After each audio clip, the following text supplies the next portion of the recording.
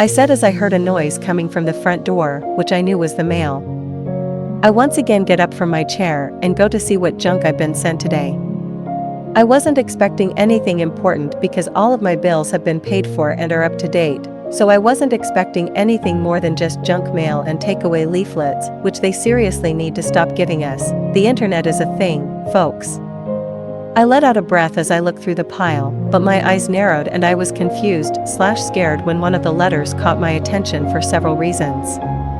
The first reason is because of the American stamps and the address, which are in the corners of the envelope. The latter is something the majority of the UK don't do, so that struck me as odd, and the second reason is the very familiar handwriting on it, which I immediately recognized as my grandfather Joseph's handwriting.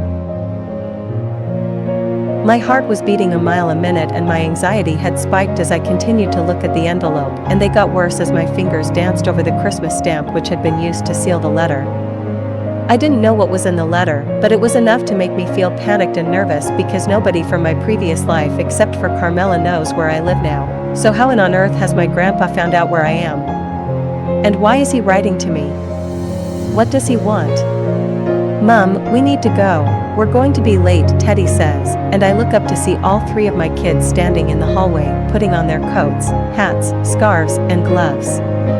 It's December and the weather is cold, which is something I'm used to as a native of New York, but in the UK, the mornings always seem really bitter, so I make sure we're all wrapped up warm whenever we leave the house. I place the pile of letters on the side cabinet and go to put on my coat and accessories before grabbing my bag and making sure I've got everything I need, including my phone, purse, house keys, and car keys. Are you ready to go, babies? Yep, yes, Mom, the kids all say at the same time. Have you got your book bags and packed lunches? I ask them and they all nod their heads. Okay, let's go. We leave our home and head towards the car. I make sure all of the kids are safely strapped in before getting in myself. We then set off for their school as we sing along to the Christmas songs which were playing on the radio. Christmas has always been my favorite time of the year, and it's also my kids' favorite as well. This time of year is also always really bittersweet for me because Christmas with my family used to be amazing, and we'd always have so much fun. It was the one time of the year when we'd all gather together and stay at my parents' mansion for the entire holiday, and we'd celebrate it in style. I really wish I could go back to those times.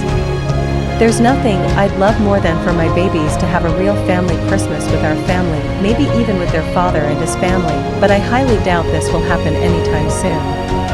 It's crazy how fast our lives can change within the blink of an eye, and sometimes you don't even know it's happening until it's already happened. The past 6 years have been a crazy whirlwind, and I've had to get used to a lot of changes in my life since I moved to London, but now I'm happily settled and living my best life. Well, I'm living as great of a life as I possibly can without my beloved family here with me. There was a time when my family and I were extremely close. We would always see and talk with each other every day, and we always did anything and everything for one another, but all of that changed, and I saw a totally different side to my family after Dylan and Luca's betrayal.